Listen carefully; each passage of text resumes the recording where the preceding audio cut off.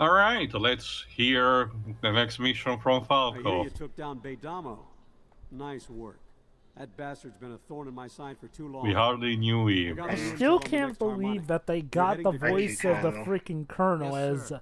I Manure guess, was the telling me bad about this guy, and amulet. yet he feels Talked like about such it Yeah, a I on bit. can the assure you, radio. Falco is Don't start definitely growing a like brain, well, Ryder. a little Falco has master the knowledge swirling that you're only villain. reaching for the Yeah, Yeah, I tip. mean he, It's a foot that's race the now. thing. We In lose, terms of and the Navi will characters, wipe I us off the like face of the the planet. uncle from Ben 10 That more emulator's our than one this hope. guy. oh yeah, If you he's don't have great. the It's lumps to just, do I this, don't I'll know, find despite someone him being else. the bad Dismissed. guy, even in the campaign which is more focused on humans, why does Falco feel like such a bit part? Again, the campaign is actually gonna go somewhere with Well, this. I can answer that, Jova, Yes. because he is a bit. Very funny. Ah. Oh, But hey, you guys didn't think of it. But yeah, again, you have to remember this also. In the movie, while Quaritch was, again, also a cartoon on his own, he was extremely loyal to the RDA, and its morals. While in here, Falco seems to be more of an opportunist than anything. And this is going to be reflected later on. But for the time being, we have to leave to the next major site to gather the rocks, the shards, sorry. Like we're being jammed. I don't know why, but the radio chatter is gonna be sketchy down there. Okay. The first rock shard is up ahead in a Navi village. But watch yourself. Falco has that village pre-sighted for an airstrike. Big Of explosions course. will be his answer to everything. So they got Michael Bay in charge, have we? I'm moving on to Camp Zulu. I gotta update the commander. Is this good filming Michael Bay, or is this shaky cam Michael Report to Bay? Commander Folsom. Yes. Okay, yeah. Yeah, because that's the thing about Michael Bay. Transformers 3 and 4 were at least lacking in shaky cam stuff. Oh, honestly, shaky cam is not Michael Bay in his norm, actually, because, no, look. For all his problems, the man often can shoot very good action scenes, as we've seen in stuff like The Rock. Like, no. He often knows his craft with this I don't remember. Okay, it's been a while since I saw the movie. I don't distinctly remember much of a shaky cam in Armageddon as well. So there is that. The main issue with some of the Transformer films he directed in terms of directing is how he films is ironically enough how he films action. Like, remember that bit in Transformers 2 where Optimus was fighting Megatron but the trees were in the way. Again, I still know nothing, so I will reserve any kind of judgment when we That actually said- get to see those movies. Put it this way, Tio, the directing is actually the least of that film's problems. That Okay. said, when it comes to his upcoming movie Ambulance, apparently we can actually blame Jake Gyllenhaal on the scenes that are shaky, because Jake Gyllenhaal has come out and proudly mentioned that he got behind the camera and apparently directed some of the scenes in that movie. Hooray. Which, yeah. Why? I guess he was Because going it's- all Mysterio on it. Don't get me wrong, I like Jake Gyllenhaal, but even I had to go, what? At that? And that pretty much... And people are pretty much taking that to be the explanation for all the scenes that are just Looks like badly Rocket shot, sent us some because fresh Michael meat. Bay normally does not shoot bad Good action timing. scenes. Wait, Ambulance? The film's not out yet. No. Yeah, basically, what people have seen from the trailers is a lot of bad shaky cam, to the point where some people have reported getting ill just from watching the trailer. Alright, in this particular camp, the Navis are organizing an offense using that particular creature to actually, I forgot its name, to actually bust up open the gate. So essentially, this is a more small survival kind of round where you have to kill, if I recall correctly, a certain amount of Navi before progressing. And since I mean, I thought Michael Bay would be the kind of guy who put his foot down on stars trying to do that stuff. I don't know, I guess Dibs. we don't know It seems to why be all that over was the place allowed at when it some comes to that. Yeah, I mean, we don't exactly know why it was that. We just know that that was the case. Maybe more will be revealed when the movie comes out. Okay, I mean, I'll check it out for myself, see what it's like. I'll admit, I was not really feeling the Ambulance movie from the trailers. Like, And I never mind even you- heard of it till you mentioned it, Joe. I knew about the title, but I had no idea what it's about. Actually, no, didn't. Actually, no. I think I mentioned that there were like multiple directors before Bay came on. Yeah, so for all we know, this one ain't really Faye's fault if it's like this, because it sounds like one of those long-lasting projects that has several directors tied to it, none of which can make it work. Basically, Teal, the premise of it is that these two army guys want to properly get paid. So essentially, you know, this guy comes up with a one last score kind of deal, but apparently that involves like a bank teller guard being injured, and so they need to rush him for care in an ambulance. Well, I've got the premise up on Wikipedia. Sorry. Whoa. William Sharp, played by Yahya Abdul-Mateen II, is a war veteran who desperately needs $231,000 for his wife's surgery. He reaches out to Daddy, played by the director usurper, his adoptive brother and a lifelong criminal, who talks him into taking part in a $32 million bank heist. The robbery goes wrong when they shoot an LAPD officer. The pair are soon on the run in an ambulance with an EMT and the dying officer as their hostages. I think it's harmless, but as a premise for a movie seems kind of weak. It really does seem like that. I haven't seen Bay's previous movie. I did like 13 Hours quite a bit, but I haven't seen Six Underground. And what I've heard, Six Underground is basically if Michael Bay never got over Transformers 3. I'm scared to know the clarification of that. Gotta love also how that soldier was shooting at the beast even before it was to the gate. Jesus Christ. Also, I could have sworn I saw an that AI that was running into the cave. Go on, What I Dave. mean by that, Joe, in that at the very least, there's nothing really that racist, but it still has a lot of problem of it still has that problem of their idea of comic relief. Our characters going, ah, ah, ah. Six Underground, isn't that the one with Ryan Reynolds? Yes, yeah, Ryan Reynolds and Dave Franco, Ryan Reynolds and Dave Franco and a Michael Bay movie. and written by the guys who wrote Deadpool. There we go. Huh. What an interesting combination. Deadpool and Michael Bay. Well, remember, allegedly Michael Bay is still in the works with DC and Warner Bros. For a Lobo movie. And again, as much as, you know, we know what the man is capable of, Lobo is the kind of property that kind of fits to have him as the leading role. Yeah. I'm just not sure if they actually would allow him to go full through with his shenanigans on that. So, Especially because DC itself forgets about Lobo these days. So, Tia, who do you think would be the prime actor to play as Very live-action Lobo? I mean, at the cost of sounding very obvious, Danny Trejo. Like, come on. Yeah. Oh. Good taste. Alright, are there. you happy now? Meat? You up for more? We got a stern beast herd rumbling our way. Camp won't take it. Hop in the swan turret and Okay, lure those now things things away. are about to get a bit more fun. Ooh, a chase level. Go. Kinda. Yep.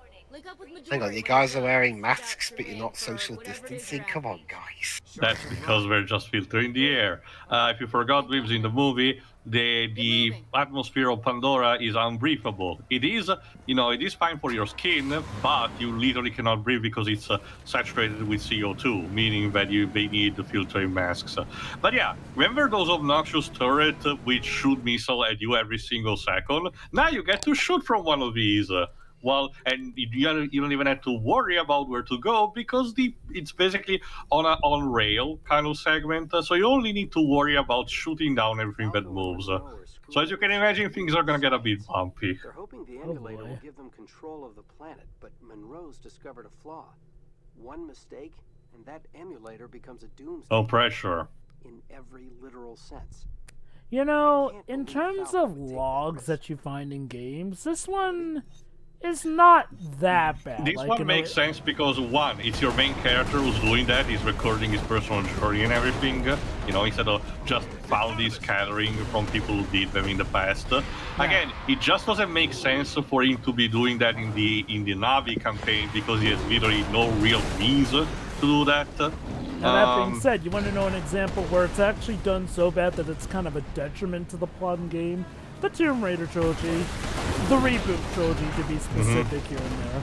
A certain character, who I won't spoil, is constantly reading these dialects and audio logs here and there in ways that really only hinder her plot-wise. I was going to say, Joe, because there's technically 2 trilogies. Hence why I specified the reboot. I'm pretty sure there's the old continuity, whatever it was, like either the original or the more, you know, the PS2. The first Crystal Dynamics trilogy. Yeah. Neither of those have particular audio logs. Maybe some data, but not text logs. One bit all over the place. I'm not gonna act like it's the game that started it, but I do feel like audio logs really kicked off with the release of BioShock. And okay, forgot who actually was the very first who did that, but when it came to the console gaming, yes, I guess BioShock. But if I recall correctly, PC shooters did have those for a bit while before that. Also, as you can see, we were talking about shaky cams. Every time you shoot, the camera shakes uncontrollably, and yes, the vibration goes accordingly too. So if you can imagine, this is perfectly, you know, this is the perfect therapy for arthritis on your hands. Don't you see? It's immersive. I mean, it is. I was just noticing. Yeah, I too can vomit alongside the characters. I can also imagine, you know, for the poor. Of course, we're stuck. I just had my car not start today. Don't remind me, game. This is the worst episode of Top Gear. I can imagine this was also to create the effect of the knockback because you're literally shooting missiles. You know, not even just simple bullets, literal missiles. You know, so I can imagine it might have something like that. But aside from the camera, the vehicle itself doesn't really bounce off. So it's more of a out of universe kind of sensation than anything.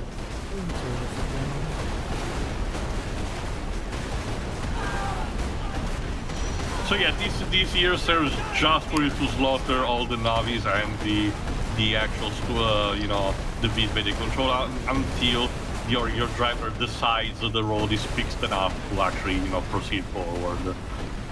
All right, yeah, there she goes. So I had a look. The engine. Sorry, go on, Dibs. I had a look at the new pictures for the PlayStation VR 2. Mm-hmm. It looks like what you'd expect for the most part. Aesthetically, it looks like a PS5 console. I mean, but it's actually got control. You actually hold it like a controller. Yeah, like it's like how you hold the controller really, and it's even got similar looking buttons in the analog stick as well. But my big thing. Is it did they mention if it's still gonna use the PlayStation, be compatible with the PlayStation Move like the first one? I don't know. But my main thing is it'll be compatible with the first generation of. I'm pretty sure it will. Maybe. I think they did mention it in the marketing at some point. Yeah, because I don't know about you guys, but I'm looking forward to playing Hyperdimension Neptunia VR. You mean Mega Dimension Neptune VR? That okay. It's a Neptunia game that has VR bits in it. Yes. Huh. Interesting. Die. So literally in the ass. Not Neptunia. I mean. I'm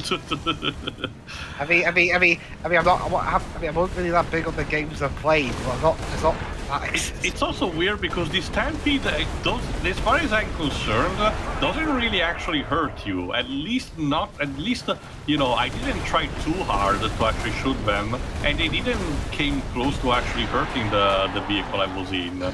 So, I wonder if this is just more of a scripted sequence than anything. Like, I don't mind the whole, on-range shooting kind of bit, but, if you want to put a challenge, put an actual challenge, especially considering how the game is relatively balanced on that front, all over all other places. Alright, I think we are about right to the destination.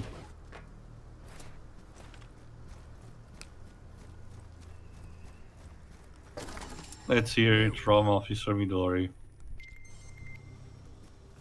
How about that strike? Stubby stakes Oh all around. yeah, whatever that The second means. shard's right in this sector. Go grab Stubby it and report back stakes. to me. The beasts are like called the Storm Beast, so that's what they went. I wonder, considering the parallel with the natives, with the Navi, those are supposed to be the equivalent of the buffaloes.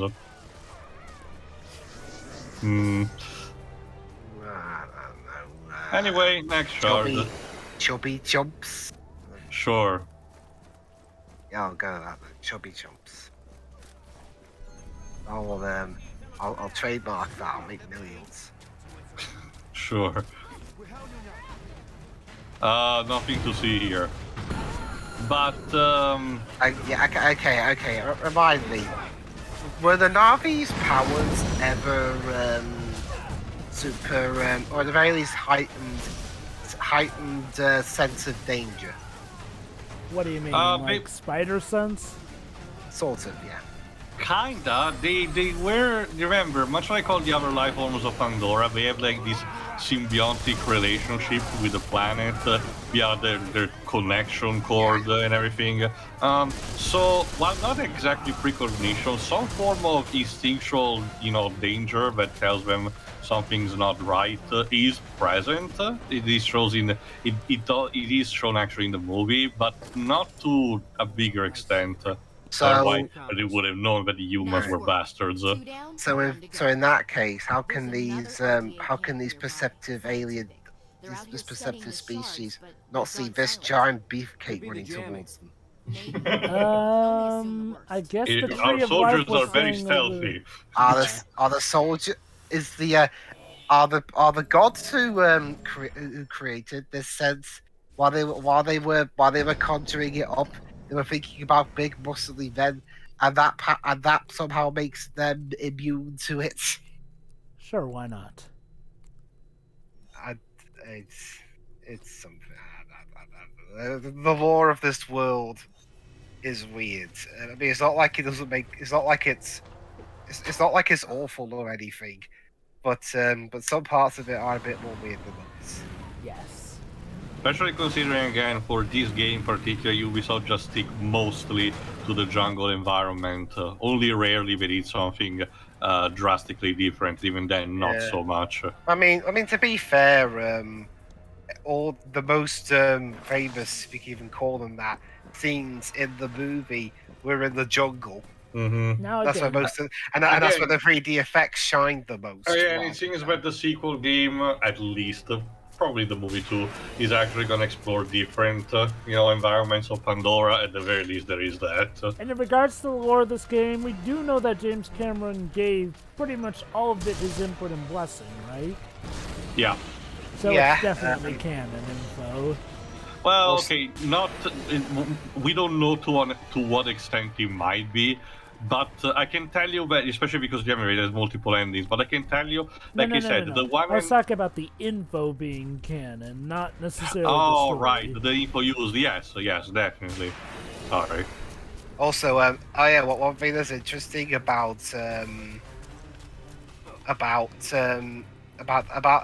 Avatar 2, in terms of editing, at least, it'll be the first time James Cameron has had an editing credit since the first Avatar movie. Huh. I guess it makes sense given how much that thing is his baby. I mean, yeah, because that's the thing. For the most part, with his big films, he only really directs and writes them. He doesn't normally edit them. I wonder if we'll get... He edits a few, but not that often. How can these guys be jamming us? They're in the frickin' Stone Age. Let's get moving and take these blues down. With the power of blue. Tabudi. But well, I wonder if we'll get then a director's cut of that sequel too. Again, well, these days I guess it's a lucrative strategy. Release the Cameron cut. Release, Is that- not necessarily that, Jova, but more like release in theaters. Shorter, proper version.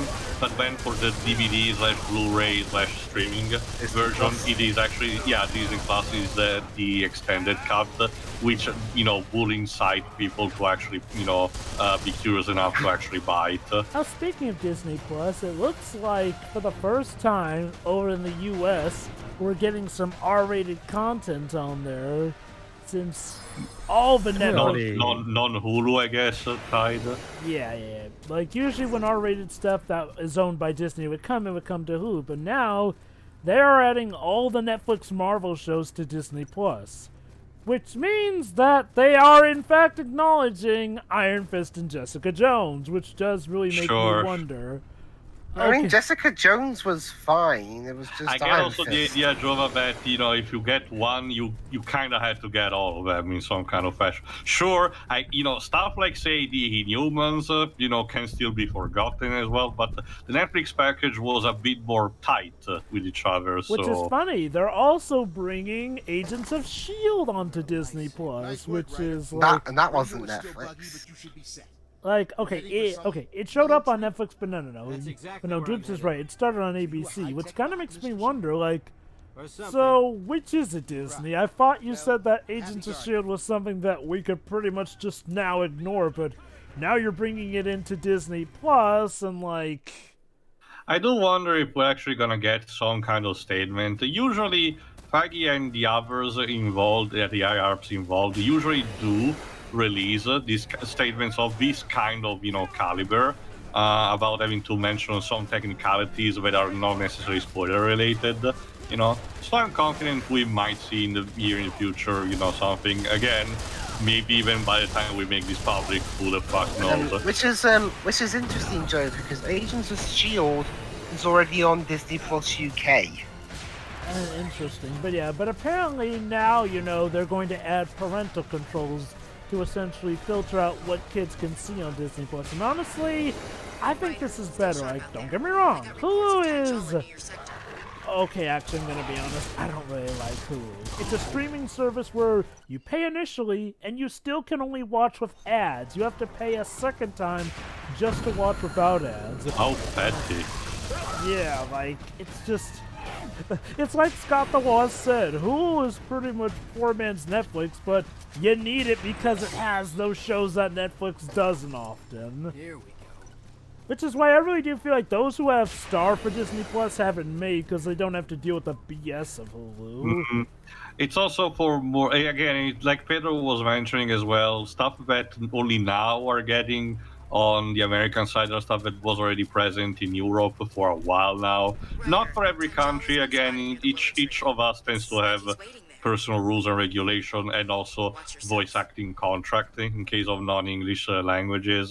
It's rough. Oh boy, we're gonna kill Tanjala. Yeah, supposedly. The epic showdown. If you forgot that Tanjala is the guy who actually, helped us out at the beginning, so it's kind of a bit sad the fact that he has to be killed now, but alas. Oh, and yes, in this case, the shotgun is actually probably your best weapon. And this isn't really much of a fight, my dude. Bonk, bonk. His strategy was just run wildly at the enemy, straight head on. Charging guns blazing. To be fair, again, for the Nami campaign, when I actually did do that, it worked. The only thing is that since he's taking a boss fight, it's not necessarily cheating, but he's a bit spongy. And of course, using the other Navi abilities means that also his health regenerates also a bit. And there's also the Naruto ninja run, which makes him invisible temporarily, meaning that hitting becomes progressively harder. Okay, so maybe it won't be that easy. To compensate that, the game usually spawns in a couple of those, ammo dispensers, so you never run out in case you're worried. So So there is that. But anyway, with Anjala actually dead, let's actually place the shards. 1.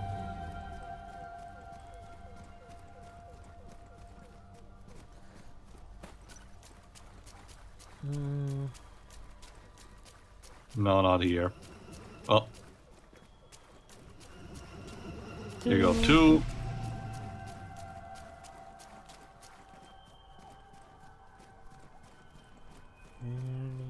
Anytime. Any minute now. And that's a free There we go. shards gotten.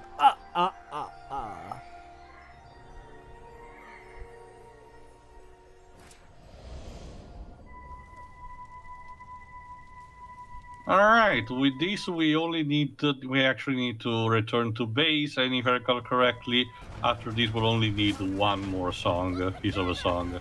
Excuse me. Let's get back to Hell's Gate. You gotta see Monroe. Okay. Dandy.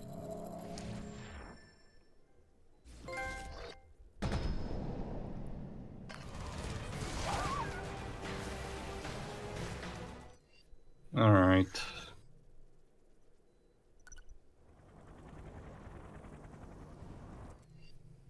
But yeah, basically, we're actually almost at the end of the game. Again, much like with the Navi campaign, even the human one is mid-sized, not necessarily short-sized, but, mid-sized, which makes sure that both of them do form, quite the content at the end. We almost destroyed a willow tree.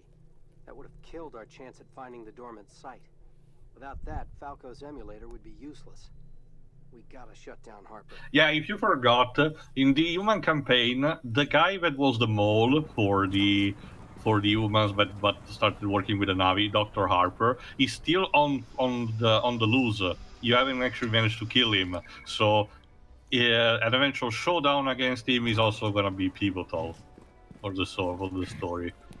Again, it's So weird again, because in the compared to Navi the- campaign, compared to- he just dies off screen. Yes, again, Yeah. it's just so abrupt like that. he arguably has more agency in this spot, ironically. Mm-hmm. All right, Doc. Here's your song. Look, you're back.